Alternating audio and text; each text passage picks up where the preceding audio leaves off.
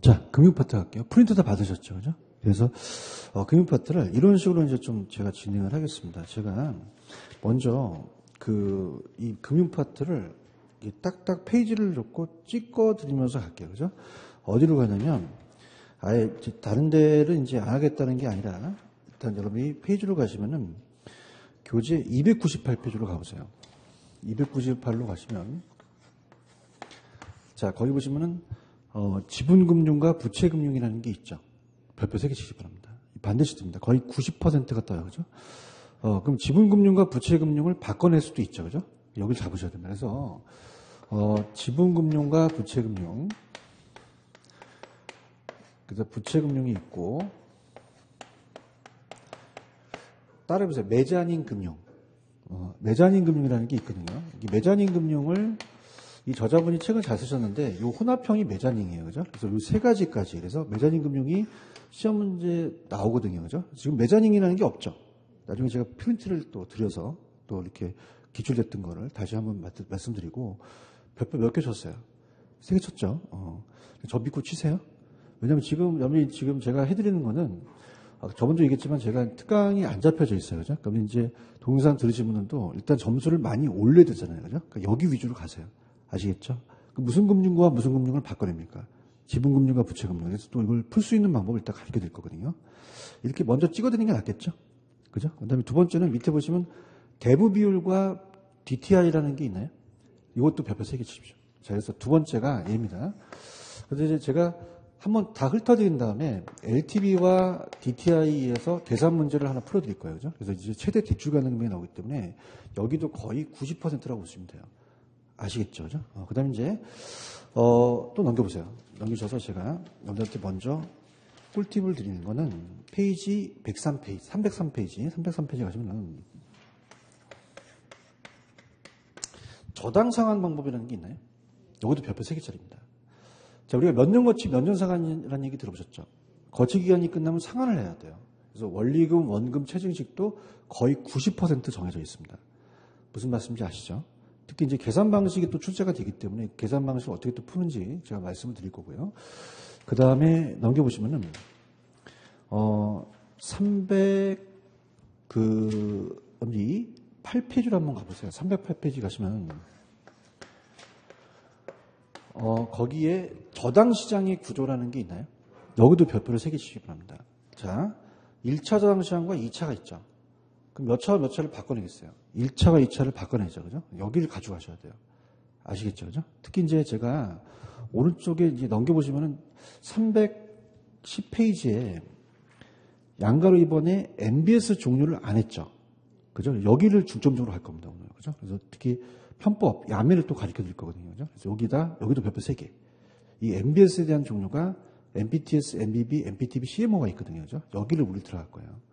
지금 별표 치셨어요? 이렇게 되고요. 그 다음에 이제 또 제가 안 한 게, 일단 315페이지로 가시면은, 따라해보세요. 주택연금. 찾으셨습니까? 이것도 이제 별표를 한 2개 정도만 쳐놓으세요. 2개만. 왜냐면 맨날 뜨는 건 아니라 이 주택연금이 요즘은 한 문제 정도가 좀 나와요. 그죠? 주택연금. 보금자리론보다는 주택연금 쪽으로 많이 출제가 됩니다. 근데 이게 우리가 이제 시험이 10월 26일 날 그 법이 바뀌는 그 법안을 작성하는데 이 주택연금 매달 바뀌거든요. 그죠? 약간 희소식은 우리가 금액이라든지 퍼센트라든지 이거는 암기할 필요가 없어요. 왜냐하면 바뀌기 때문에 기본적인 개념만 물어봅니다. 그 다음에 넘겨보시면은, 자, 오늘 어디를 갈 거냐면 319페이지로 한번 가보세요. 319페이지 가시면은 거기에 부동산 투자 신탁 리츠라는 게 있죠. 이것도 별표 3개입니다. 또 별표 3개. 그래서 이제 리츠가 제가 안 한 게 넘겨보시면은 321로 가시면 부동산 투자 회사 법이 있죠. 그죠? 여기서 시험 문제가 90% 나옵니다. 그죠? 그러면 법은 안 바뀌어요? 바뀌어요. 바뀌거든요. 그죠? 법 바뀐 게 있기 때문에 그건 나중에 제가 추가적으로 이제 올해 시행되는 그게 몇 개 바뀌었거든요. 그죠? 그걸 이제 말씀을 드릴 테니까 요거 위주로 가져갈게요. 이렇게 한번 훑어드리는 게 괜찮죠? 그래서 거기 위주로 가세요. 그죠? 그래서 그다음에 프로젝트 파이낸싱. 어디냐? 프로젝트 파이낸싱은, 교재로 가시면은, 페이지 327페이지 가시면, 프로젝트 파이낸싱이라는 게 있나요? 자, 여기도 별표 2개. 그죠? 2개. 그럼 2개라는 것은 자주 뜨는 건 아니라 한 2년에 한 번씩 나온다는 얘기예요. 체크하셨습니까?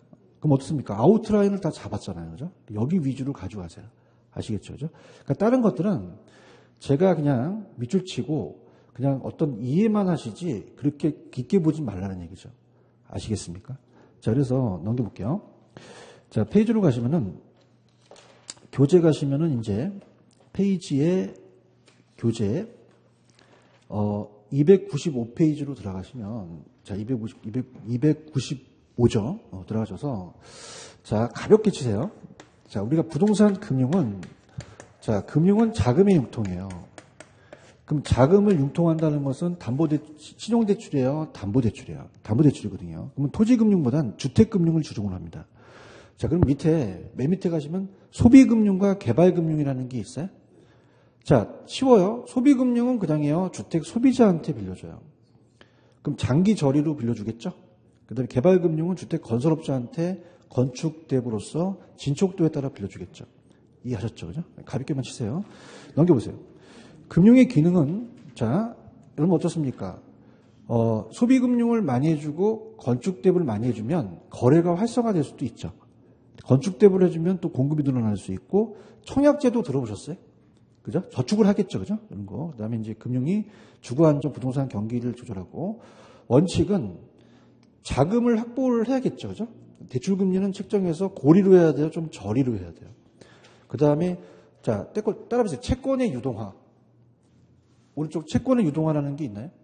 그래서 우리가 은행이요, 이 보금자리론이라는 자체가 이 저당을 설정해서 돈을 빌려주게 되면 채권을 가지고 가만히 있어야 돼요. 현금화 시켜야 돼요. 그러면 다시 또 투자자한테 줄 수 있죠. 채권을 유동화시키는 게 원칙이고, 채권의 보조는 여러분들, 우리가 무주택 서민들한테 은행들은 잘 주택을 안 빌려주려고 하죠. 그럼 얘들한테 채권을 보장할 수 있는 걸 해야겠죠. 그죠? 그래서 우리가 지금 보시게 되면 자치계에서는 금융의 기능하고 원칙이 다르죠. 찾았습니까? 그 원칙은 그냥 이렇게 해보세요. 크게 의미는 없는데 따라해보세요. 자금 보유. 자, 자는 따라해요. 자금의 확보.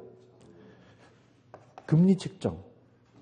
자, 그 다음에 어떻습니까? 아까 채권 보존을 해줘야 됐죠? 그 다음에 따라서 유동화. 네 가지가 요거는 그냥입니까? 원칙입니까? 원칙이죠. 기능과 원칙이 다르죠? 근데 이제 그렇게만 가볍게만 치세요. 아시겠습니까? 그 다음에 이제 오른쪽에 여러분 297페이지 가시면 밑에 직접금융과 간접금융이라는 게 있나요? 자, 이것도 마찬가지예요. 자, 내가 주식회사예요. 그럼 여러분들과 다이어트 붙어갖고 주식을 발행할 수 있죠. 그럼 여러분들 나한테 돈을 주죠? 따라서 직접금융. 은행을 통하지 않는 거예요. 근데 은행을 통해서 여러분들 예치시키면은 그걸 가지고 은행에 또 대출해 주죠. 은행을 통하는 것은 직접이다, 간접이다? 간접이다. 이렇게 하세요. 아시겠죠? 넘기십시오. 이제 여러분한테 팁을 드리면 무슨 금융과 무슨 금융이 중요하다 그랬어요. 지분금융과 부채금융이 중요하다고 했나요? 자, 여기다 별표 3개 쳤어요? 네, 따라서 메자닌 금융. 메자닌 금융이 있어요. 출제가 되는데 이건 없으니까 나중에 제가 프린터로 보충을 해드릴게요. 아시겠습니까? 자, 그럼 이렇게 해볼게요. 자, 우리가 3, 4월 달에 1, 2월 달에 동영상을 들어봤기 때문에 지분금융과 부채금융이라는 것은 지분은 내 거를 팔아서 주식을 팔게 되면 자기 자본 조달이죠. 그럼 투자는 그냥입니까? 배당을 먹습니까? 그럼 손실도 올 수 있죠. 그죠? 근데 이제 우리가 부채라는 것은 채자가 빌릴 채자잖아요. 그죠? 그래서 우리가 지분은 여러분이 이제, 우리가 배우셨으니까 이 지분은 그냥입니까? 자기 지분을 판매합니까? 그냥요, 주식을 발행해요. 지분권을 팔죠. 타인 자본 조달이에요? 자기 자본 조달이에요? 그럼 투자가 배당을 먹죠. 부동산 투자회사, 신디케이트, 조인트 벤처, 공모의 증자, 펀드라고 돼 있죠. 찾으셨습니까? 근데 이제 중요한 것은 부채를 잡는 게 빨라요. 문제 풀 때. 자, 부채는요, 이 채자가 그냥이에요, 빌릴 채자예요. 그럼 저당을 설정한 다음에 저당은 남의 거죠. 그럼 사채를 발행해서 투자자한테 팔면 타인 자본을 조달하죠. 그럼 타인 자본 조달했으니까 그냥입니까? 이자를 줍니까?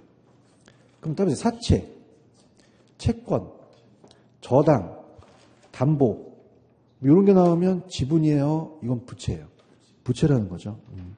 무슨 말씀인지 아시죠? 자, 그러면 갈게요. 자, 갑니다. 사채나 채권 나오면 그냥이다. 이거 부채다. 부채고 저당과 담보 나오면 제가 부채라고 말씀드렸죠? 그럼 우리가 시험에 나왔던 걸 다 한번 보여드려 볼게요. 자, 회사채 발행한대요. 그럼 회사채 발행한다는 것은 자, 따라서 사채. 그럼 부채죠, 그죠? 그런가요? 자, 그 다음에 이제 어떻습니까? 주택상환사채.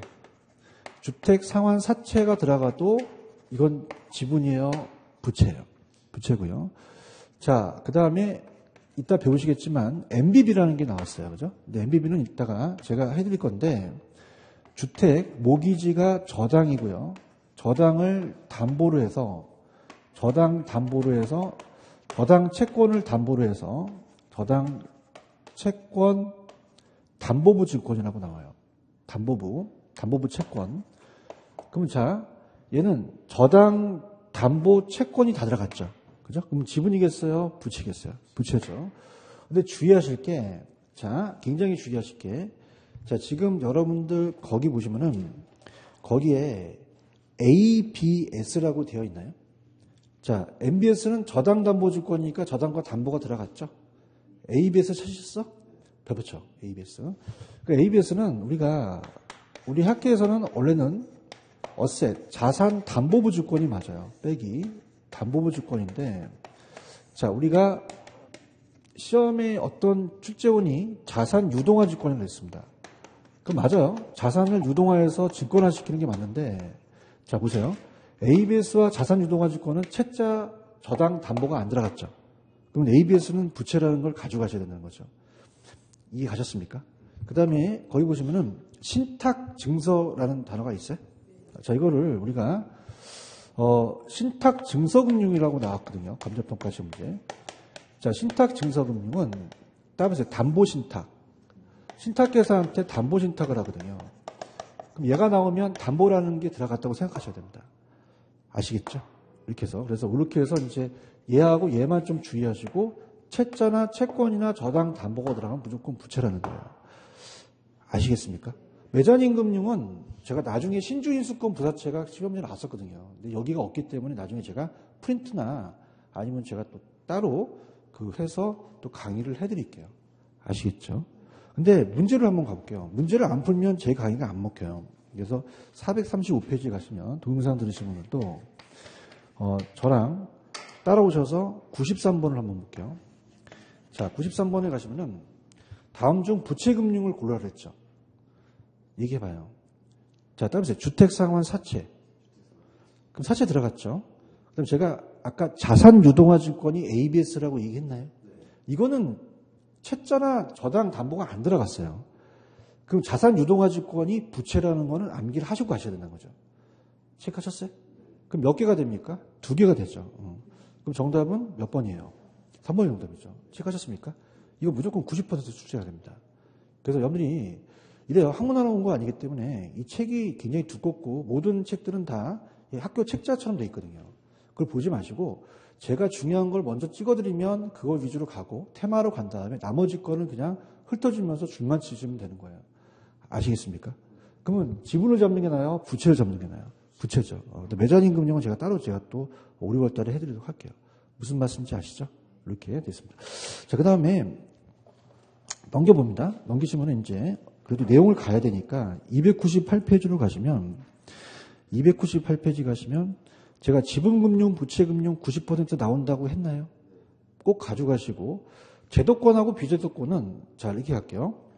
여러분들 우리가 은행에서 빌리잖아요. 그럼 최소한 은행법에 의해서 5천만 원까지 보장이 돼요. 따라서 은행법 그냥요 제도예요. 그럼 금융기관이 제도적인 게 걸리죠. 대답해봐요. 근데 우리가 전세자금 같은 거는 금융기관을 통하지 않고 어떤 어때요? 자체적으로 제도적인 게 아니죠. 그렇죠? 그 다음에 이제 선분양 같은 것도 어때요? 건설회사가 그냥 선분양해서 계약금을 받는 게 어떤 제도적인 건 아니라는 거예요. 아시겠습니까? 그리고 보시고요. 자, 분명히 얘기합니다. 밑에 LTV와 DTI라는 게 있나요? 자, 문제 풀 겁니다. 별표 3개 치십시오. 쳤죠? 그래서 이게 무조건 뜹니다. 예. 그래서 대출 가능 금액이 이 둘 중에서 작은 금액을 선택하는 게 시험 문제가 나와요. 그럼 어떻습니까? LTV하고 DTI는, LTV는 그냥해요. 대부 비율이에요. 근데 DTI는 총부채 상환 비율은 뭡니까? 네가 월소득, 연소득이 많을수록 빌려주겠다는 거죠. 네가 갚을 수 있는 총부채 상환을 가지고 빌려주겠다는 거예요. 이해 갔나요? 근데 오른쪽에 보시면은, 맨 끝에 보시면은 기타 부채액도 더해져 있죠. 그럼 기타 부채액이 있으면 더 제한을 하겠다는 겁니다. 이 둘 중에서 제가 얘기했지만 큰 금액이에요, 작은 금액이에요. 작은 금액이죠. 그래서 문제로 갑니다. 자, 오늘 문제 페이지 438페이지로 갈게요. 문제는 어려운 문제가 안 나왔더라고요. 438로 가시면 101번 있나요? 요거 풀어보세요. 제가 이제 예전에 풀어드린 것 같은데 일단 풀어드린 다음에 LTV와 DTI를 또 설명합니다. 자, LTV하고 DTI 중에서 둘 중에서 큰 금액이에요, 작은 금액이에요? 작은 금액이죠. 그래서 할게요. 지금 438에 LTV, 자, 101번 보고 계시죠? 자, 이거는 이제 바로 문제를 풀고 이해하시는 게 좋아요. 그죠? 그래서 얘는 무조건 이론보다는 문제가 나오거든요. 101번 찾으셨습니까? 같이 읽어볼게요. 자, 어때요? 지금 그냥입니까? 이미 담보대출이 7천만 원을 받았습니까? 그럼 추가로 받기에는 7천만 원을 빼줘야 돼요. 그런가요? 그럼 자, 최대 대출 금액은요, LTV는, 자, 따라서 L을 V로 나눈다. 론 투 밸류인데 이 2는 그냥 2 나눈다고 생각하시면 됩니다. 그런가요? 그럼 따라서 DTI. 그럼 여러분들이 하나를 알면 또 둘을 알잖아. DTI는 뭐를 나눠? D를 I로 나누는 거죠. 그런가요? 자, 이 밸류라는 것은 부동산의 가격이에요. 그죠? 그럼 부동산의 가격을 봅시다. 박스 보시면은 부동산 가격이 시장 가치가 5억이라고 되어 있나요? 그럼 5억에서 LTV라는 자체가 대부 비율이에요. 그러면 시장 가치에 대해 50%까지 땡겨주죠. 얘기 좀 해주세요. 그럼 5억에 50%까지 땡겨준다는 것은 5억의 반을 빌려주겠다는 거죠. 그럼 2억 5천이라는 거 아시겠죠? 자, 근데 어떻습니까? 2억 5천만 원하고 DTI 중에서 큰 금액이에요, 작은 금액? 작은 금액이 되겠죠. 갑니다. DTI가 총부채 상환 비율이 몇 퍼센트입니까? 40%입니까? 자, 40%에서 연소득을 한번 찾아보세요. 연소득 6천입니까? 자, 그럼 6천만 원을 곱하시면 돼요. 그럼 요게 0.4니까 이 원리금이 6, 4, 24, 2,400만 원이 되죠. 그런가요? 자, 그럼 어떻게 됩니까? 원리금이다. 원리금이 2,400만 원이라면, 자, 갑니다. 자, 2,400만 원이라면 우리가 알고 싶은 게 대출 가능 금액이거든요. 그럼 대출 가능 금액 곱하기 저당 상수기 때문에 이 저당 상수를 0.1로 낼 가능성이 크거든요. 그죠? 그러면 자, 할게요. 자, 여러분들 어떻습니까? 만약 여러분들 우습게 보는 게 아니라 6이고 얘가 X고 얘가 2면 그냥입니까? 이걸 나누면 됩니까? 나누면 되죠. 자, 원리금이 나오면, 대답해. 원리금이 나오면 저당 상수 나눠라. 그럼 대출액이 나와요. 아시겠습니까? 그럼 우리가 0.1로 나누게 되면은 어떻습니까? 아까 6, 4, 14, 2,400만 원이었죠? 그럼 화이팅. 그러면 2억 4천만 원이 되죠. 얼마 된다? 2억 4천. 그러면 2억 5천과 2억 4천 중에서 큰 금액, 작은 금액. 2억 4천 땡겨주죠. 근데 그냥입니까? 기준 대출이 7천이 있습니까? 까야지. 그럼 얼마다? 1억 7천이 되겠죠. 찾으셨습니까? 근데 이게 만약에 봐봐. 여러분들 아까 기타 부채가 있고 기타 부채에 이자가 있다고 봐봐요.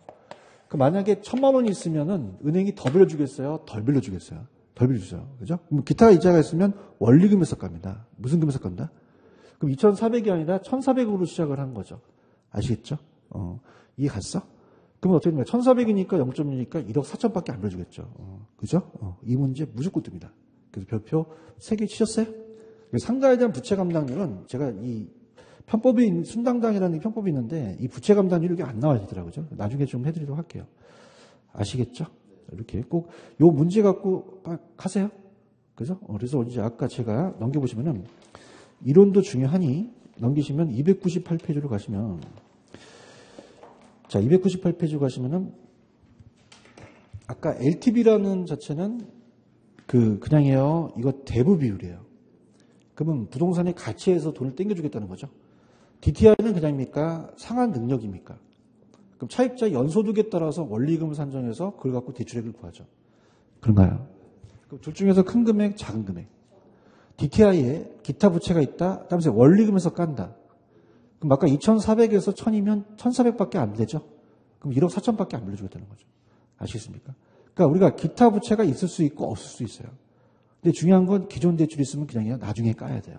나중에 까서 아까 2억 4천에서 7천 있었죠. 그럼 실종 1억 7천밖에 안 빌려주는 거죠. 아시겠습니까? 그 다음에 오른쪽에 저당 위험은 다음에 은행 위험. 그럼 차입자 위험이에요? 은행 위험이에요? 저당이 남의 돈이죠? 여러분 채무불이행은요 돈을 갚아요? 갚지 못해요. 근데 어떤 게 나왔었냐면 여기가 이제 제 프린트로 가보세요. 자, 프린트 몇 번을 가냐면 프린트물에 가시게 되면은 자, 지금 여기 쭉 가다 보면 12번입니다. 12번 별표. 자, 이게 채무행위인데 보세요. 만약에 12번에 여러분 봐봐. 차입자가 회사를 잘려갖고 소득이 낮아질 수도 있죠. 담보 가치가 떨어지면 채무불이행 가능성이 커져요. 그런가요? 근데 여기서 봐봐. 소득과 담보 가치가 오히려 시간이 지날수록 감소했대, 증가했대. 증가했죠. 그러면 채무불이행 위험은 높아지겠어요? 낮아지겠어요? 이게 기출문제입니다. 이거 가져가세요. 그죠? 책에는 이게 없어요. 대답해보세요. 그런가요? 여러분들 기출문제 위주로 나와요. 책은 아무 소용없습니다. 그냥 나도 학자고 나도 책을 썼는데 이 책에 나와 있는 거는 못 갚았기 때문에 했다는 건 아무 의미가 없는 거예요. 맞나요? 다시 갑니다. 이 문제 중요하다고 얘기했나요? 자, 봐봐. 그럼 소득이 낮아지거나 부동산 가치가 낮아지면 채무불이행 가능성은 높아지겠죠. 그죠? 근데 여기는 그냥요, 다 올라갔어요. 채무불이행이 높아진다, 낮아진다? 가져가십시오. 체크하세요. 체크하시고. 그 다음에 299페이지 가시면 조기상환위험이라는 게 있나? 따라서 조기상환위험. 자, 우리가 299페이지 가시면 저당위험 밑에 조기상환위험이라는 게 있어요? 이것도 대타 중요합니다. 별표 3개. 자, 봐봐. 조기상환한다는 것은 은행 입장에서는 그냥요, 조기에 상환해요. 그럼 이자가 안 들어오죠. 그럼 이거는 시장이자가 저당보다 낮을 때입니다. 그럼 시장이자가 저당보다 높을 때, 낮을 때. 낮을 때 차입자가 변제에서 발생하는 위험이 여기 조기상환 위험이에요. 찾았습니까? 그럼 이게 어디 있냐면 프린트물 가시면 8번을 한번 가보세요. 8번 있어요? 발표. 시장이자율이 대출 약정이보다 높아지면 차입자는 기존 대출을 조기상환하는 것이 유리하다? 자, 시장이자가 높을 때, 낮을 때. 낮을 때 조기상환하는 게 유리하죠? 얘기하세요. 자, 그래서 시장이자를 암기하세요. 시장이자하면, 조기상환 나왔다? 그럼 시장이자가 높을 때, 낮을 때. 낮을 때를 여기서 아예 그냥 못 봐고 갖고 하세요. 아시겠죠? 이거 대짜 잘 나와요. 조기상환. 그죠? 그럼 조기상환! 그럼 시장이자가 높을 때, 낮을 때? 낮을 때. 이렇게 할 수 있겠어요? 이절 위험이라는 건 뭐죠? 은행이 예측하지 못하죠. 예상치 못한 인플레이션이 발생되면 대출자는 안 위험해요? 위험해요. 금리 위험을 발생시키겠죠? 그래서 우리가 고정금리일 때 더 이자율이 더 크겠고요. 유동수형은 자 보세요. 자 이제 제가 1차 시장과 2차 시장을 얘기할 거거든요. 그죠? 자 보세요. 자 지금 A은행이 만약에 을돌이가 1억을 예치시키면 예금금리를 줘요. 그러면 얘는 가만히 있어요. 담보대출을 해줘요.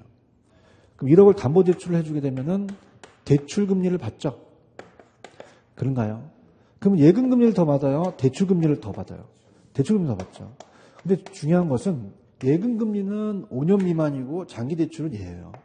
그러면 우리가 단기로 자금을 끌어와서 장기로 빌려준 거죠? 얘기해봐요. 근데 얘는 그냥요, 단기예요. 그럼 돈을 빨리 갚으라고 하죠. 그럼 돈이 없으면 부도날 수도 있죠. 그러면서 유동성 위험. 그럼 현금화가 안 돼서 그렇다는 거죠. 찾았습니까? 그러면 우리가 그 저당 채권을 가만히 있어야 돼요? 유동화해야 돼요? 유동화하죠. 그럼 그걸 팔리게 되면 이 위험이 작아진다는 얘기죠. 그런가요? 네, 그래서 우리가 지금 요거 다음에 제가 넘겨보세요. 넘기시면은 아까 시장이 1차와 2차 시장이 있을 건데 그건 이제 나중에 할 테니까 자 갑니다. 밑에 301페이지로 가시면은 고정이자와 변동이자라는 게 있죠. 자, 고정 변동 찾으셨어요? 자, 그래서 301페이지 고정이자와 변동이자를 찾으셨습니까? 여기는 별표 하나만 치세요. 하나만. 왜냐하면 시험 문제 자주 출제되지는 않지만 한 5년에 한 6년에 한 번씩 물어보는 게 고정과 변동이에요. 찾으셨죠? 자, 들어갑니다. 자, 고정과 변동이자를 가지고 제가 할 테니까 들어보세요. 그리고 프린트를 좀 풀어보겠습니다. 자, 갑니다. 고정이자율과 변동이에요. 자, 고정금리와 변동금리를 본다면, 자, 우리가 예전에 시험 문제 나왔던 게 명목이자라는 것은 겉으로 드러난 이자입니다. 그러니까 시장에 나와 있는 명목이자가 만약에 요새 고정금리가 낮습니까? 굉장히 높습니까? 4%까지 갔죠. 고정은 바뀌어요? 안 바뀌어요? 안 바뀌니까 인플레에 대해서 은행이 위험할 수밖에 없어요. 그래서 우리가 실질이자가 있으면 왜 은행은 안 위험해요? 위험할 수도 있어요. 그럼 아까 조기상환 위험, 이자율 위험 이런 게 있죠. 그럼 이자를 더 받으려고 하죠. 그죠? 위험을 또 늘리고요. 그 다음에 은행이 예상된 인플레에 따라서 예상 인플레를 받아요. 인플레율을. 자, 그러면 어떻습니까? 자체적으로 만약에 1%를 예상했다면 실질적으로 먹는 건 3%가 되죠. 그럼 얘는 명목에서 예상을 뺀 거죠. 근데 예상합니까? 예상치 못할 수도 있습니까? 그럼 실제 인플레가 더 커지거든요. 지금 문제 풀어볼 거지만. 그럼 실제에서 예상치 못한 인플레가 1% 발생했다. 그럼 고정은 바뀝니까? 안 바뀝니까? 안 바뀌죠. 그럼 명목 실질이자가 까지게 되는 거죠. 그럼 실질이자가 하락하니까 지금 문제를 풀겠지만 대출기간은 이익이겠어요? 대출기간은 손해를 보겠어요? 차입자가 이익을 보겠죠. 그런가요? 자, 그래서 이걸 두 가지 연결시켰는데 차입자가 유리합니다. 그래서 지금 문제를 풀 거지만 고정금리가 높아요. 무슨 금리가 높다? 자, 고정금리가 왜 높겠어요? 대출 시점에서 높다는 것은 처음부터 그냥입니까? 인플레를 가산해야 됩니까? 가산해 받는 거죠. 그죠? 그럼 지금 문제를 풀 때, 자, 제가 이제 요거 하고 문제를 풀 텐데, 변동이 높다? 고정이 높다? 대출 시점에서. 할 수 있겠어요? 그 다음에 이제 우리가 시험 문제가, 만약에 변동이라는 자체는요, 그러면 대출자는 변동금리를 선호하는 이유가 뭡니까? 그 인플레에 대한 거를 지가 부담해요? 차입자한테 전가시켜요? 전가시키죠. 그래서 인플레에 대한 거를 차입자한테 전가시키니까 변동은 이걸 높여서 1%만큼 더 받죠. 그럼 차입자가 채무불이행 가능성이 커지겠죠. 그런가요? 그럼 차입자를 보호하기 위해서 금리 상한을 설정합니다. 그럼 금리 상한이라는 자체는 그냥입니까? 올리지 못하게 하는 겁니까? 그럼 올리지 못하니까 금리 상승에 대한 차입자를 유리하게 해준 거죠. 이따 풀어볼 거고요. 그 다음에 우리 시험 문제 봐봐요. 만약에 금리가 상승할 걸 예상합니다. 차입자 입장에서 물어봤어요. 누구 입장에서 물어봤다? 그럼 차입자는 바뀌는 게 나아요? 안 바뀌는 게 나아요? 안 바뀌는 게 낫죠. 이해 갔나요? 그 다음에 이제 변동금리는, 자, 이 대출금리예요. 대출금리. 그 대출금리가 기준금리 플러스 가상금리가 되거든요. 자, 그럼 우리가 가상금리를 더하는데, 자, 갑니다. 자, 은행은요, 예금금리보다 대출금리를 더 받아야 되죠. 그럼 이 예금금리는 기준금리를 가지고 따져요. 그죠? 그럼 기준금리는 그냥요, 예금금리예요. 우리가 돈을 갖다 빌려주게 되면 이자를 주잖아요. 맞나요? 그럼 우리가 이게 예금금리라면 예금금리가 높아야 돼요? 대출금리가 높아야 돼요? 그럼 여기다가 더 가산을 하겠다는 거죠. 맞습니까? 그래서 CD라는 것은, 자, CD 금리는 따라서 양도성 예금증서. 따라요. 양도성 예금증서. 우리가 만약에 예치를 하게 되면 통장을 받죠. 근데 얘는 증서를 받아요. 3개월마다 조정됩니다. 몇 개월마다? 그러니까 3개월마다 이제 단기 자금을 필요로 하기 때문에 얘를 끌어다가 쓰는 거죠. 그런가요? 그 다음에 코픽스 금리는 따라해보세요. 자금 조달 비용 지수. 그럼 은행이 자금 조달하는데 비용이 들어가죠. 그럼 이 CD 상품이 일로 들어가거든요. 얘가 좀 다양해요. 그래서 6개월에서 1년마다 조정이 됩니다. 그럼 CD하고 코픽스 중에서 코픽스가 더 길죠. 조정기가 짧다, 더 길다? 길죠. 근데 얘가 잘못 나온 게, 들어보세요. 코픽스는 대출금리입니까? 기준금리입니까? 대출금리가 아니죠. 그죠? 대출금리가 나와서 이의시청이 들어갔어요. 그럼 얘네들은 다 대출금리입니까? 기준금리입니까? 이게 높아지면 얘도 높아지죠? 이것만 가져가시면 돼요. 아시겠죠? 이렇게. 그래서, 자, 우리가 책에 나와 있는 거는 예전에 다 했기 때문에 그냥 문제로 가도 되겠죠? 갑니다. 프린트 갑니다. 자, 프린트 가시면 옛날에 1, 2월달 다 찍어 놓은 게 있기 때문에 1번부터 갈게요. 자, 갑니다. 엄지 CD, 따라서 양도성 예금 증서. 기준금리라고 했나요? 그럼 얘가 높아지면 그냥입니까? 대출금리도 높아집니까? 그렇죠? 그럼 대출금리도 하락한다고 하셔야 돼요. 대출금리도 상승한다고 하셔야 돼요. 그죠? 그 다음에 X죠? 그럼 2번 풀어보세요. 2번이 맞나 보세요. 자, 칠판 보세요. 아까 변동하고 고정 중에서 어떤 금리가 대출 시점에 높았죠? 칠판 보세요. 어떤 높죠? 고정이 높죠. 대답 좀 해주세요. 그럼 고정이 변동보다 높다는 게 맞죠? 그런가요? 그 다음에 주택담보대출 금리가 하락하면 금리가 낮아지겠죠? 그럼 주택이 수요자는 줄어들까요? 늘어날까요? 늘어나죠. 그런가요? 4번 풀어보세요. 4번 좀 전에 했던 겁니다. 제가 풀어드린 건 의미가 없죠.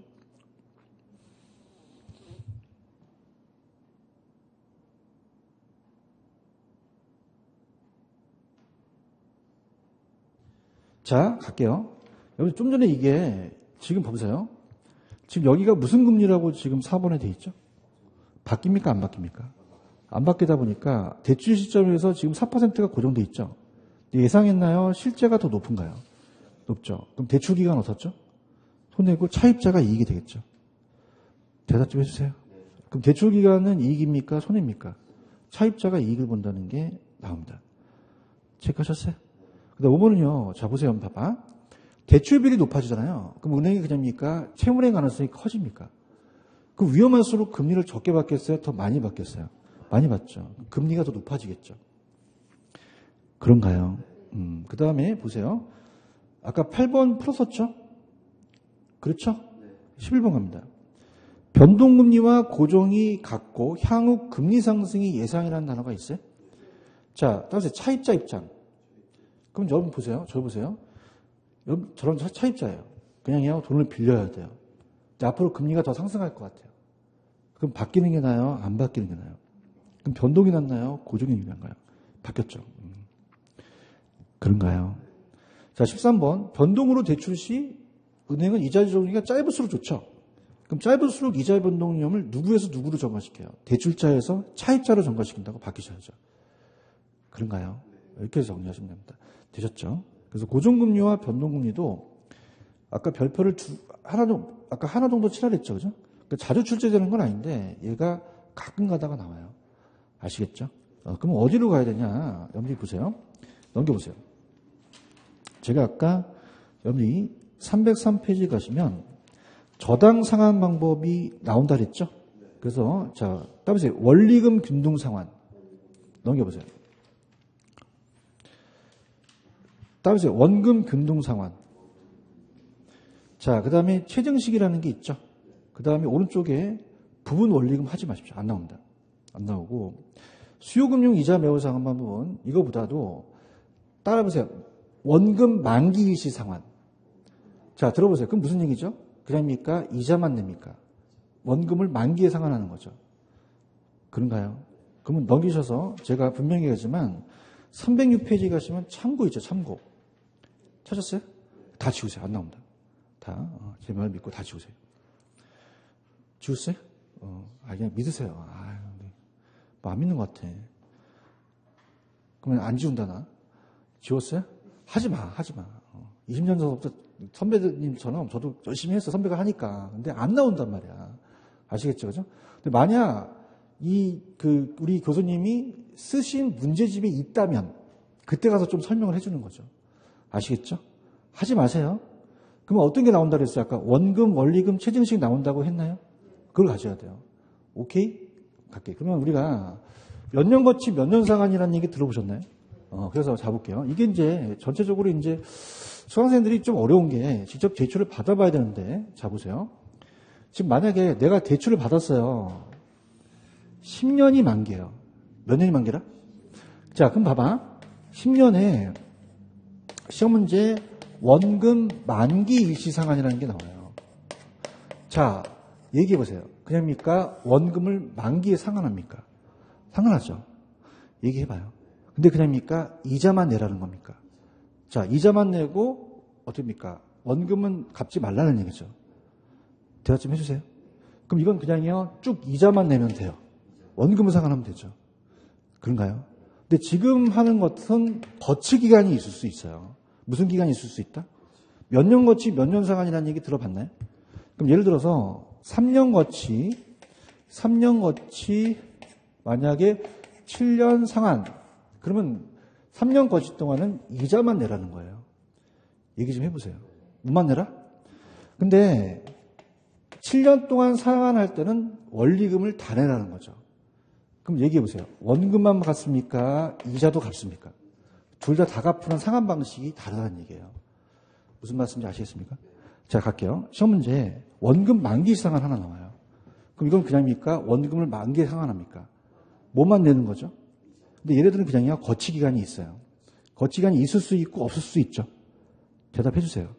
그럼 거치 기간이 있다면 거치 기간 동안 뭐만 내고 나머지 원리금을 같이 상환하는 방식이거든요. 그런가요? 근데 요즘은 거치 기간이 없는 것도 있어요. 그럼 없으면 그냥입니까? 원리금을 같이 상환합니까? 만기 원금 상환하고 틀리다는 거죠. 그런가요? 그럼 그냥 해야 돼요. 7년 동안 상환을 해야 돼요. 근데 개인마다 똑같습니까? 다릅니까? 다르죠. 근데 우리 시험 문제는 이 최정식이라는 게 나와요. 최정식은 그냥입니까? 처음에 작게 냅니까? 작게 내기 때문에 젊은 층이 좋죠. 그럼 소득이 안정되어 있는 젊은 계층은 최정식이 낮다는 게 배정됩니다. 이해 가셨어? 근데 생각해봐. 최정식은 그냥이야 처음에 적게 내. 그럼 늘어나네 계속 금액이. 그렇죠? 그럼 나중에 가서는 이자를 더 많이 내게 돼요. 그럼 전체로 봤을 때는 그냥입니까? 납부액이 큽니까? 그죠? 그게 단점이라는 얘기죠. 그렇죠?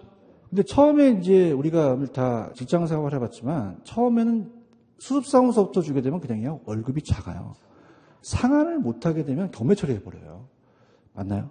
그럼 젊은 계층한테는 우리가 추천하는 게 무슨 식이 낫다는 겁니까? 최저식이 낫다는 거죠. 소득이 그냥요 계속 증가를 해요. 그러면 상환 능력이 있다는 거죠. 이해 가나요? 근데 아직은 안 나왔는데 은퇴 예정자 같은 경우는 처음에 많이 갚아버리는 게 전체 이자를 줄이거든요. 원금 상환 방식은 따라해보세요. 체감식. 그럼 체감식은 우리가 중장년층한테 유리하다는 거죠. 그렇죠? 근데 보금자리론이라는 얘기 들어보셨나요? 단기입니까? 장기입니까? 그래서 원리금 상환 방식이 장기 상환되는 거죠. 근데 그거는 의무적으로 누가 하라 그러는 게 아니라 자기가 그 상환 방식을 정하면 되는 거예요. 그런가요? 자, 그럼 얘네들은 그냥요 거치 기간이 있어요. 그럼 거치 기간 동안 그냥입니까? 이자만 냅니까? 나머지 상환하죠. 그럼 상환하는 방식이 같다, 다르다. 달라요. 그래서 우리가 저당 상환 방법이라고 나올 수도 있고 대출 상환 방식이라고 나올 수도 있어요. 나중에 기출문제 보시면. 그럼 대출 상환하는 방식이 개인마다 같다, 다르다. 달라요. 근데 이제 조건이 똑같기 때문에 만약에 1,000만 원이라는 전체 융자액이 있어요. 융자액. 자, 거기서 이제 융자 기간을 설정하죠. 기간을 설정하고 10년이다. 얘네들은 다 고정금리로 전제로 갑니다. 무슨 금리로 간다? 그럼 이자가 고정되어 있겠죠? 연 10%입니다. 자, 그럼 가볼게요. 세 가지 상환 방식 들어갑니다. 자, 이제 책에 나와 있는 거는 여러분들 좀 보시고요. 아까 제가 왜 MBS 같은데 또 오늘 한 달 했죠? 전체적인 틀은 그냥 보시기 바랍니다. 자, 갈게요. 들어보세요. 자, 원금 균등은요. 원금 균등은 그냥이에요. 원금이 균등해요. 원금이 균등하다는 건 나만 알고 있어요? 글씨에 적혀져 있어요? 적혀져 있죠. 대답 좀 해주세요. 그러면 출제위원들은 원금이 균등하다는 것은 당연히 알기 때문에 이걸 내는 게 아니라 다른 걸 물어본다는 겁니다. 자, 그럼 뭘 물어보냐? 자, 어떻습니까? 원금이 상환이 되죠? 그럼 이자라는 건 상환된 금액에 적용시켜요? 남아있는 금액에 적용시켜요? 그럼 이자가 늘어나겠어요? 점점 이자가 줄겠어요? 이걸 물어본다는 거죠. 맞나요? 그럼 이자가 감소하냐는 걸 물어보는 게 레파토리에 정해져 있다는 거예요. 이해 가셨나? 그 다음에 또 뭐를 물어보냐? 원리금을 물어보겠죠. 월부금을. 그럼 처음에 낼 금액이 적어요? 제일 많아요. 많고 점점 줄어들죠. 그래서 따라서 체감식. 체감식이라는 거죠. 그런가요? 근데 원리금 균등은 어떻죠? 원리금 균등은 그냥요. 원리금이 균등해요. 그죠? 그래서 원리금 균등 상환은 원리금 균등 상환 그 액을 구할 때, 자, 원리금 균등상환. 자, 어떻습니까? 이거는 아까 우리가 대출 가능 금액 곱하기 따라해보세요. 저당상수. 자, 작년에 뭐가 나왔냐면 저당상수를 사용하는 방법은 원금 균등상환입니까? 원리금입니까? 원리금이죠. 이걸 냈어요. 우리가 예측했던 거예요. 그럼 원리금이라는 것은 뭐가 균등하죠? 원리금이 균등하다는 거죠. 원리금이 균등하다는 건 나만 알고 있어요? 글씨에 적혀져 있어요. 그럼 그걸 안 물어보는 게 아니죠. 그 안에 원금과 이자가 차지하는 비중을 물어보는 거죠. 그런가요? 자, 그럼 어떻습니까? 자체적으로 우리가 여기에 차지하는 비중을 물어봐요. 그럼 얘나 그냥입니까? 남아있는 금액이 점점 줄죠? 그러면 뭐가 공통점이냐면 이자가 준다는 게 공통점이에요. 그런가요? 그럼 예전 이자입니까? 이자가 감소를 합니까? 그럼 얘는 뭐겠어요? 원금은 점점 늘어나는 거죠. 그렇죠? 그래서 이제 원금은 늘어난다. 이 안에 있는 걸 물어봐요. 안에 있는 걸 이렇게 물어봅니다. 그럼 우리가 어떻습니까? 전체적인 원리금이 균등하다는 겁니다. 자, 그럼 얘와 얘가 이제 계산 문제가 나오는데요. 자, 합니다. 자, 원금 균등은 원리금을 물어봐요. 무슨 금을 물어본다? 원리금. 바꿔서 물어본다. 자, 얘는 원리금이기 때문에 원금을 물어봐요. 뭘 물어본다? 원금. 자, 이렇게 계산 문제를 가겠습니다. 자, 얘와 얘는 계산 문제가 얘도 70, 80% 무조건 뜹니다. 그죠? 근데 이제 중요한 것은 얘가 원금 균등이기 때문에 만약에 1,000만 원에서 10년 상환이다. 그럼 100만 원씩 상환을 하겠죠. 근데 연만 있습니까? 월 이자도 있습니까? 월은 12개월로 나눠주셔야 돼요. 자, 그러면 전체적으로 우리가 10년이라고 상환한다면, 들어갑니다. 10년 상환한다면, 자, 이렇게 이제 상환이 되겠죠. 그러면 처음에 이제 원금하고 이자를 구하겠죠. 자, 그럼 갑니다. 자, 첫 해의 원리금이라는 게 제일 많아요. 200만 원이 되는데요. 왜냐하면 첫 해 상환이 됐어요? 상환이 안 됐어요. 안 됐으니까 1,000만 원에다가 10년이니까 원금은 균등하고 이자도 똑같죠. 1,000만 원이 10%니까. 그런가요? 그럼 만 원을 빼면 전체가 200만 원이 되는 거죠. 그렇죠? 자, 그럼 두 번째가 어떻습니까? 100만 원을 내고요. 우리가 100만 원 상환됐으니까 920%는 90만 원이 되니까 190만 원이 되죠. 그렇죠? 그럼 우리가 어떻습니까? 100만 원씩 상환하니까 10만 원씩 이자가 빠지겠죠. 그럼 만약에 10년 때 더 중요한 건 100만 원이 남으니까 100만 원 10% 10만 원이니까 오히려 여기가 110만 원이 쉬워요. 그죠? 근데 뭐가 나오냐면, 자, 보세요. 9회차가 나왔어요. 자, 할게요. 자, 지금 9회차가 나오면 8회차까지 끊으세요. 몇 회차까지 끊어라? 자, 왜냐면, 그럽니까? 원금이 균등합니까? 균등하기 때문에 800만 원 상환이라는 게 금방 계산이 나오거든요. 그런가요? 그럼 1000에서 그럽니까? 800을 뺍니까? 그럼 200이 남죠. 그럼 200의 10%는 얼마입니까? 20만 원이 되는 거죠. 아시겠습니까? 그래서 요 이제 트렌드가 9회차, 13회차까지 같으면 몇 회까지? 12회차까지 끊는 거죠. 이해하셨죠? 그죠? 그래서 여기 이제 우리가 트렌드가 바뀌어서 그럼 점점 이자가 주니까 최증식이에요? 최감식이에요? 최감식이죠. 이해 갔나요? 근데 작년에 제가 찍었는데 원리금 균등 상환이 나왔었어요. 그죠? 이것도 이제 제가 야매로 가는데. 자, 일단은 어떻습니까? 저기의 계산 방식이 얘가 0.13 정도 떨어진다면 얘가 1,000만 원이면 어떻습니까? 우리가 이건 그냥요. 원리금 균등이에요. 그러면 자, 원리금이 어떻습니까? 그러면 우리가 130만 원씩 원리금이에요. 만 원을 뺄게요. 그럼 130만 원이 원리금이라는 걸 아시겠죠? 그럼 원리금에서 이자를 빼면 첫 해 원금이 나오겠죠. 그런가요? 근데 첫 해가 아니라 우리가 이번에 작년에 세 번째까지 나왔었어요. 야매로 갈 텐데. 자, 그럼 어떻습니까? 우리가 이자라는 자체는 첫 해도 상환이 안 됐죠. 그래서 100만 원 이자가 똑같죠. 요 만 원 뺀 거 이해하시겠죠? 130만 원, 100만 원. 그럼 어떻게 합니까? 원금이 30만 원이 됩니까? 그렇죠. 그럼 우리가 1000에서 30을 빼면 잔액에서 이자를 곱해요. 10%를. 그럼 1000만 원에서 30만 원을 빼면 970만 원이죠. 그 970만 원의 10%는 97만 원이 되거든요. 이걸 빼면 33만 원이 돼요. 그런가요? 그럼 어떻습니까? 또 1000만 원에서 33만 원을 빼면 어렵죠. 됐어요. 야매가 있다. 자, 이렇게 보세요. 이거는 제 연구 결과 1.1로 곱합니다. 몇 점을 곱한다? 자, 보세요. 아까 10%라고 그랬죠. 그래서 2를 놓고 그 다음에 여기다가 이자를 붙여요. 그럼 만약 20%면 1.1로 곱하면 되는 거죠. 대답 좀 해주세요. 자, 그냥입니까? 원금이 빨리 나옵니까? 빨리 나오면 그 다음에 여기서 이자는 그 다음인 거죠. 아시겠죠? 자, 할게요. 자, 이거 33만 원 있었죠? 그럼 몇 점 몇을 곱했죠? 1.1을 곱해요. 1은 앞에 놓고 이자가 0.1이 붙은 거예요. 답이 1.1. 33만 원. 이게 나왔죠? 그럼 얘가 나올 수 있는 거죠. 아시겠습니까? 그럼 얘도 어떻게 돼요? 이거 빼고 이걸 빼고 가지고 말고 얘에다가 1.1을 곱하면 얘가 나오면 여기서 얘를 빼면 얘가 나오는 거죠. 대답 좀 해주세요. 연구 많이 한 거예요. 아시겠죠? 그죠? 별로 좋아하시지 않은 것 같은데. 그죠? 이게 굉장히 중요합니다. 이게 지금 작년에 떴어요. 떠가지고 이걸 나중에 이제 다 연습할 거예요. 아시겠습니까? 자, 이거 볼게요. 얘는 그냥입니까? 원금이 균등합니까? 그럼 9회차라는 건 8회차까지 끊으시면 되거든요. 그런가요? 근데 얘는 원금이 균등해요? 균등하지가 않아요. 그럼 8회차까지 끊게 되면 이 금액이 얼마인지 모릅니다. 그럼 이 8회차까지 가야 된다는 거죠. 맞나요? 근데 출제원이 양심이 있어서 8회차까지는 안 갑니다. 왜? 1.1씩 여기 8번, 6번 곱해야 되거든요. 그렇죠? 그럼 우리가 한 3회차나 4회차 정도 끊어서 나온다는 거죠. 아시겠죠? 갈게요.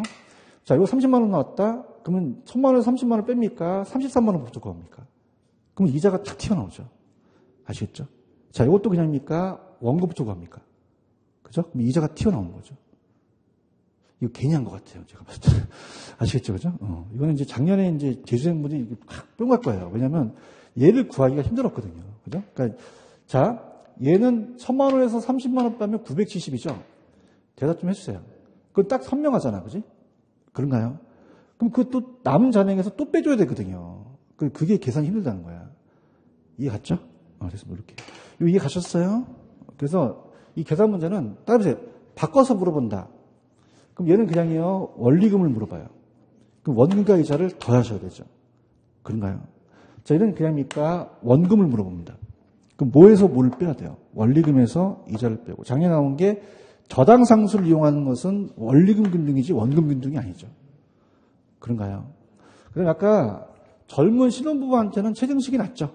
그럼 얘네들은 그냥입니까? 처음에는 소득이 낮습니까? 자, 소득이 안정됐지만 낮죠. 그럼 최저임금 상한이라는 게 나옵니다. 그럼 최저임금은 점증식이라고도 해요. 자, 그럼 초기에 많이 내라, 초기에 적게 내라. 자, 보세요. 얘도 거치 기간이 있거나 없을 수도 있죠. 근데 처음에는 원금과 이자를 다 내야 돼요. 근데 많이 냅니까? 처음에는 적게 냅니까? 적게 냈어요. 그래서 100만 원이 아니라 50만 원만 내고 이자 10만 원만 갚으라는 거죠. 그렇죠? 그럼 처음에는 금액이 초기 이자도 못 미치겠죠? 그럼 초기가 많아요? 적어요? 적죠? 그럼 점점 늘어난다는 거죠. 그래서 체증식. 그럼 초기서부터 어떤 일이 벌어지냐면요. 자, 지금 보세요. 원금의 100만 원에 그냥입니까? 50만 원만 갚았습니까? 그럼 금액이 더 늘어나죠. 맞나요? 그래서 우리가 초기서부터 부의 마이너스 상환이 나왔다는 거죠. 부의 상환이 이렇게 해서 이제 올라옵니다. 그럼 점점 늘어나니까 체감식이에요, 체증식이에요. 자, 그럼 다 할게요. 자, 얘는 60만 원 내고요. 얘는 200만 원 내고, 그 다음에 얘가 130만 원 낸다면, 자, 나중에 기출문제를 보게 되면 그래프가 나오거든요. 그죠? 그래서 원리금 상환 그래프와 잔금 그래프가 나와요.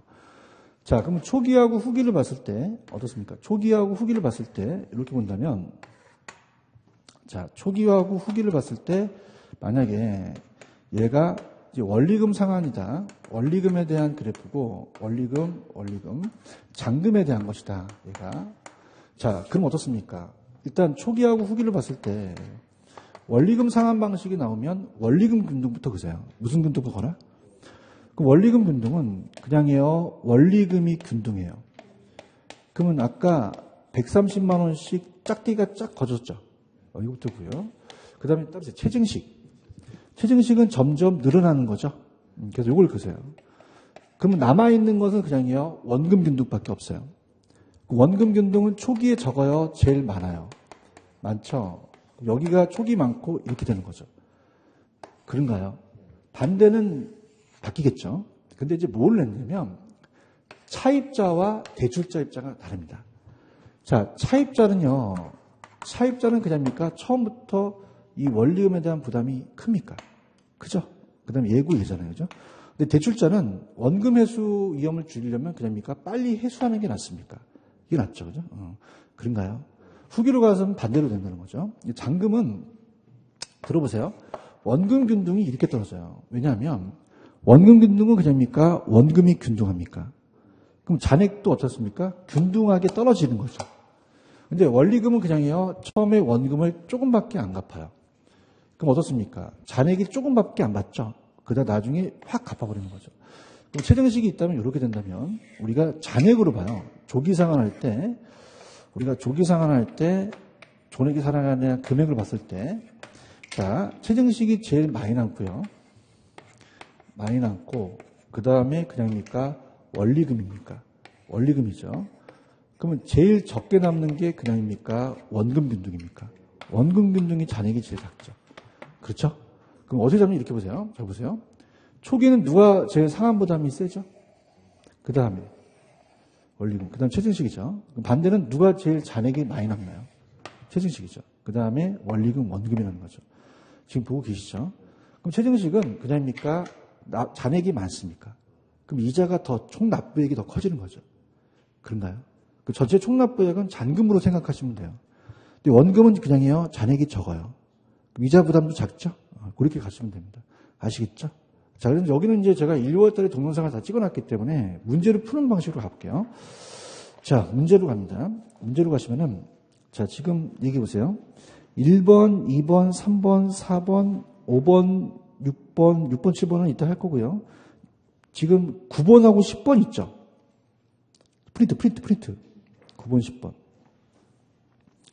9번, 10번 있어요? 9번부터 한번 풀어보죠. 천천히 하나씩 풀어보겠습니다.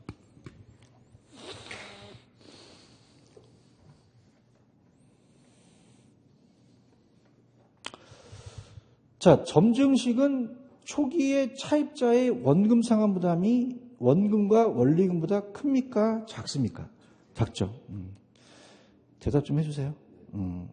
요거 이해 가시겠습니까? 그 다음에 봐봐. 원금과 원리금 균등은, 자, 보세요. 자, 얘네 둘은요, 아까 원금은 200만원 냈고, 첫 해, 얘는 130만원 냈죠. 그럼 첫 해 분리비액이 똑같겠어요? 다르겠어요? 다르죠. 그런가요? 근데 따라서 이자는 같다. 처음에는 이자는 똑같죠. 그죠? 그래서 이제 여기서는 이자가 동일하다 그래야지 월부 분리액이 동일하면 안 돼요. 그럼 누가 더 크겠어요? 200이 더 크죠? 130보다. 아시겠습니까?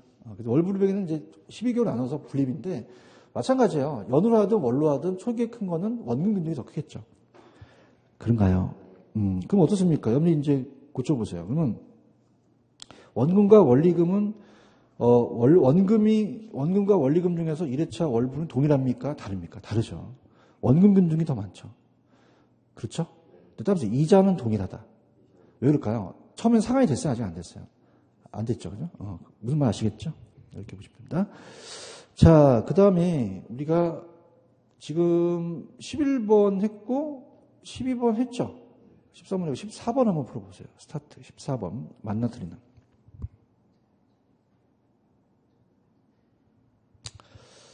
자, 아까 화면을 보세요. 중도상환 시 저당잔금은 원리금이 원금보다 작습니까? 잔액이 더 큽니까? 크죠? 원금이 더 작죠? 그런가요? 이렇게 보시면 되고요. 그 다음에 14번까지 풀었죠? 그럼 15번이 맞나 한번 보세요. 상환 첫 해의 원리금 상환은 원리금이 원금보다 큽니까? 작습니까? 작죠? 그런가요? 얘기 좀 해봐요. 원금이 원리금보다 크죠? 그렇죠? 그 다음에 최정식은요, 자 보세요. 미래 소득이 감소할 거로 예상되는 증가할 거로 예상되는. 은퇴 예정자가 좋아요? 젊은 계층이 좋아요? 젊은 계층 좋죠. 여기까지 가시겠죠? 이런 식으로 나온다는 거죠. 무슨 말씀인지 아시죠? 그 다음에 좀 꿀팁을 드려볼게요. 자, 보세요. 자, 제가 이제 특강식으로 갑니다. 여러분, 이제, 여기 이제 없는 게 이 교재에, 따라서 DTI. 총부채 상환 비율이라는 거 들으셨죠? 그럼 DTI라는 건 D로 I로 나누게 되면, 초기에 연소득이 갑돌이가 같다면 처음에 부담이 얘가 제일 커요. 맞습니까? 그럼 이 총부채 상환 비율이 제일 큰 건 누가 제일 크죠? 원금 균등이 제일 크다고 나왔었어요. 이해 갔나요? 그 다음에 이제 봐보세요. 자, 가면 갈수록 그냥입니까? 어떻습니까? 잔액이 적어집니까? 적어지죠. 그런가요? 그럼 자 보세요. LTV라는 것은요. 자, 처음에는 전체 금액을 빌리다가 남아갈수록 그냥입니까? 상환을 합니까? 그럼 따라서 잔금 비율. 그럼 LTV라는 자체는 어떻을까? 나중에 가서는 이 원금 균등이 남아있는 잔금 비율이 작겠다는 거죠. 아시겠죠? 그래서 DTI와 LTV가 좀 나왔었거든요. 나중에 이제 이거는 제가 기출 문제를 해서 좀 해드리도록 할게요. 이해 갔나요? 자, 그럼 뒤에 문제로 한번 가볼게요. 우리가 심심하니까 뒤에 문제로 가서 객관식 문제를 한번 다뤄볼게요. 넘겨볼게요. 자, 대표적인 문제만 좀 제가 뽑아보도록 하겠습니다. 가시게 되면, 아주 좋은 문제만. 자, 일단 여러분이 가시면은 페이지 436페이지로 가시면,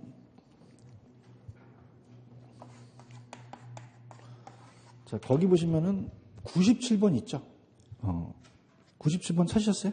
별표 한번 쳐보세요. 여기 이제 우리가 좀 나올 수 있는 건데, 97번. 옳은 거를 고릅니다. 자, 같이 가죠. 천천히 가겠습니다. 자, 대출 상환 방식이라고 나왔죠? 그러면서 옳은 것을 모두 고르시오. 자, 기억합니다. 상환 첫해 원리금 상환은, 자, 상환 첫해에 대한 원리금 상환이 원리금하고 원금 중에 누가 더 커요? 원리금이 원금보다 작죠? 했잖아요. 원금 아까 200이고 원리금은 130이었잖아요. 그죠? 그런가요? 첫해는 원리금이 원금보다는 작다고 하셨죠? 그런가요? 자, 좀 전에 풀었던 겁니다. 최정식은 미래소득이 감소될 걸로 예상되는, 증가될 걸로 예상되는.